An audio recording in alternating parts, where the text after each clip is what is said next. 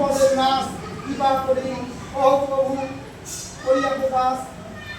চাহিয়া করে পানির মহাদেব বলে বিপদের নাশ হয় যে গোদর ফলে বিপদ দারিণীর গোদ হয় নাম তার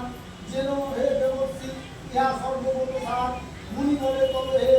দেব বলুন আমায় গোদের প্রচার হইল কিভাবে ধরায় আশুতোষ বলে বেশি শুনো হে কথা গোত্রের গোদের প্রচার হইল ভাবি সেই কথা সত্যক্রম রাজা হন বিদর্ভ নগরে গুণবতী নামে সতী পত্নী তার ঘরে গুণে যেন সরস্বতী পায় লক্ষ্মী রূপা বিনোদনে সদা রানী করে তার কৃপা রাজ্যের কল্যাণ চিন্তা সদা রানী করে নিত্য পূজা দুর্গা দেবী ভক্তি সহকারে বিপত্তারিণী বোধ প্রচারণ কারণে ইচ্ছাময়ী দুর্গা দেবী ইচ্ছা করল মনে তব দেবী নিজমায়া বিস্তার করিল রানীর মনেতে আশীর্বাদ হইল মতি ভক্ত করাইল রানীকে তখনই প্রচার করিল বোধ বিপত্তারিণী অতীব আশ্চর্য কথা শুনো দিয়া মন চামারিনীর সাথে হয় রানীর মিলন সর্বজনের কর্তব্য দেয় রানী কারে আনন্দতে চামারিনী লয়ে যায় ঘরে একদিন ধীরে ধীরে কয় দেবী রানী ইচ্ছা হইল মনে শুনো চামারিনী অখাদ্য অস্পৃশ্য আর অস্পৃশ্য যে মাংস সেই দ্রব্য তুমি মোড়ে দেখাও অবশ্য হাত দিয়ে আসলে তবে চামারিনী কয় অসম্ভব কথা শুনে লাগে মোর ভয় রাজার যদি এই কথা শুনে একবার অবশ্য বুঝবে তবে পরাণ দুহার অনুরোধ করি আমি বারবার তোমায় মন হইতে পরিহার করে বাসনা গুণবতী বলে তুমি গোপনীয় দিবে তুমি আমি না কেহ আর কেহ না জানিবে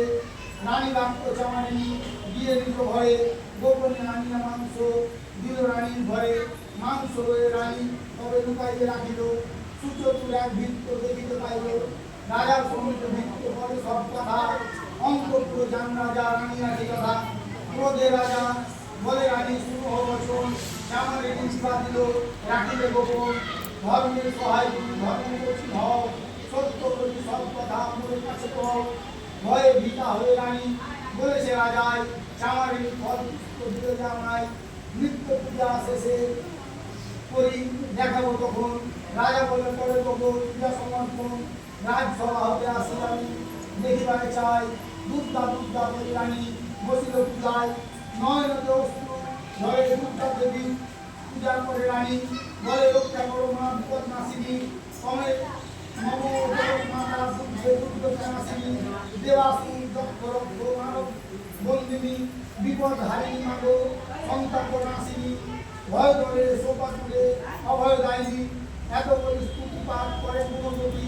স্তবে পুষ্ট হইল দেবী হৈমবতী গুণবতী সুনতরে দেবী দৈববাণী এই গত বিপদের নাশ হয় তবে নিশ্চয় ভক্তি ভরে মোর পদে যে ন্যায় আশ্রয় তবে পুষ্ট হয়ে বল দিলাম তোমায় মাংস হইল ফল পুষ্প দেখাও রাজাকে আচ্ছাদন পুরী রানী দেখাইল কোথায় পাত্রে আছে ফল পুষ্প মায়ের কৃপায় ডাকিয়া রাজ্যে তবে ফল পুষ্প দিল আনন্দিত হয়ে রাজা প্রসাদ খাইল